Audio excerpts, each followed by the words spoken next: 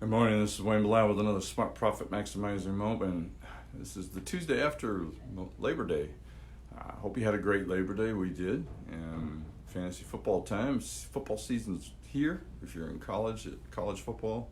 It was a Saturday it started. Pros Thursday night. So, football fan, but been doing a fantasy football league with my family. My kids and my brother-in-law and brother. Sister-in-law for 20 plus years, a long time, truthfully. We're officially a geek. Why you can't ignore social media? It's really pretty easy. Social media, online marketing, whatever you want to call it. I'll give you a couple of examples. One, myself, all right? 5 years ago, 95% of new clients, if I asked them where they came from, which is something you should be doing, said they got a referral. This last year, I'd say it's 60-40, 60% referrals and 40% found me online. And that's increasing every year. It's more, all right? And that's Tessie, who somebody's here that she wants to go play with.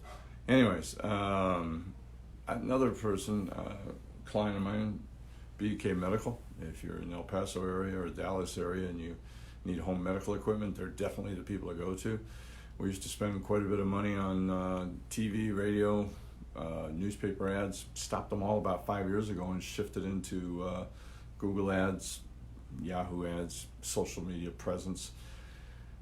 Sales didn't go down. Matter of fact, they will still continue to go up. So, the truth of the matter is buyers are changing the way they buy.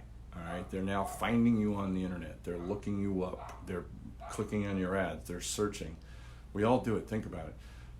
We're looking for a restaurant. We open an app and find it. We look at the reviews. We looking for a CPA. We look and see who's recommending. Yeah, well, a referral still counts.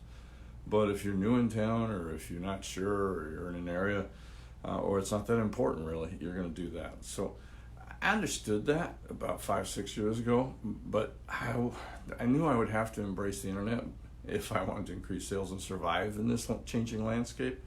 But with everybody and their uncle writing and talking about it, I didn't know where to start, all right? I was overwhelmed by the choices and how to use them. The solution is to do what Stephen Covey wrote in his book, The 7 Habits of Highly Effective People, and start with the end in mind, all right? What is the end? The end result of anything you're doing on social media, and your internet presence is to increase sales and increase profits. Simple as that. That's all you're trying to do, all right? Keep that in mind when you're faced with the dizzying array of choices, okay? How do you use Facebook, Twitter, LinkedIn, Google+, YouTube, Pinterest, podcast, digital publishing? I've left something out. I'm sure I have. There's more coming along all the times. Truthfully, when that happens, many business owners just throw up their hands and say, I don't know, I give up, all right? So what's the secret? I'll give you a couple of choices. Secret is designing a consistent message that gets prospects to provide you with their email address or to call you so that you can sell them your products and services in the future. The problem with the online world is it's the end game. You're going to read people that have put something up for sale and made $100,000, $500,000, $1 million. Truth of the matter is they already had a pretty good following online. And that's something I've learned, recently. I tried to put a course together. I don't have a lot of online presence.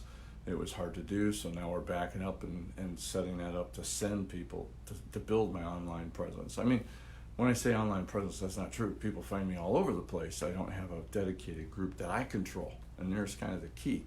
You need to have your herd, your audience that you control, that you attracted, all right?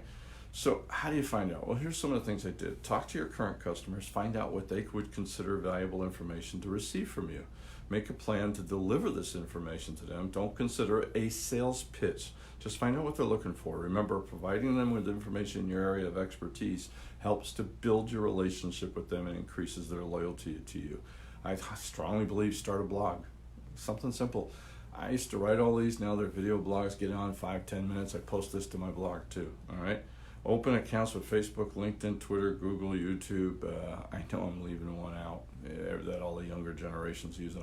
My brain has missed it. So I could look it up real fast, but I don't want to screw up the camera. Open up accounts to start learning. Create an editorial account, editorial calendar for the next year. Create one main theme for the month. In the video below, in the video I did before, I showed my editorial calendar, but I basically try to have one theme, all right? On these, I kind of take what I feel like talking about, to be honest, and that's another way to go. Just get in the conversation with your people. Spread the month's theme through the 4 weekly articles. For example, in January, my theme was maximizing the profit formula in this year that I wrote this, so that's what I put, all right? Put a theme together. Don't teach. Educated customers and clients buy more. Teach, educate. Be yourself. Don't try to be anybody else. Don't copy anybody. All right? Don't have to post in the blog a lot. Do 1 article per week, a couple of videos. You got an online presence. All right? Yeah. On each one of your social sites, post a short item pointing them back to your blog or to your main website. All right? Include an irresistible bribe in each blog post or email. The goal is to get their email to them to market. Read our article. I'm not going to go into that, but what I would say the next thing is get help. I mean, call me. I've got a lot of people that I've worked with over the years that I think are experts that can help you. And heck, I can help you with the strategy on that. All right? What you want to basically do is post once, use all over, but you got to get started because it's very simple. It's not too late. It's not too early either, but it's time to go because very shortly what's happening is your audience is getting older and the younger audience under 35 grew up with this stuff, under 30 for sure. And if you're not on there, they're not willing to work with you.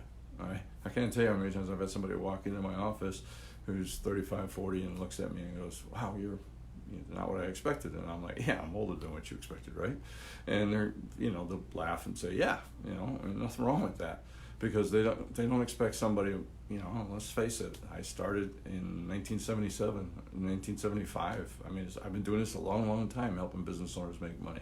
So, they don't expect me to be up on as much social media and what we're doing as because of my age. Well, that's an assumption based on reality. Most people don't stay current as they go. You can't be one of those or you're going to become obsolete. All right, as simple as that. The world's changed, whether we like it or not, it's changed. I personally like it. I think it's made our life a lot easier, and we're able to do things that we could not have done just 5 years ago. Hey, let's get our social media presence going. Give me a buzz. I'll be happy to sit down and coach with you and put a plan together that works pretty well. Trust me, if it'll help your sales now and into the future, and it's going to be essential in 5 years. Simple as that. 5 years from now, if you're not doing this, you might be out of business. Until next time, let's make this our most profitable year ever. Thank you very much.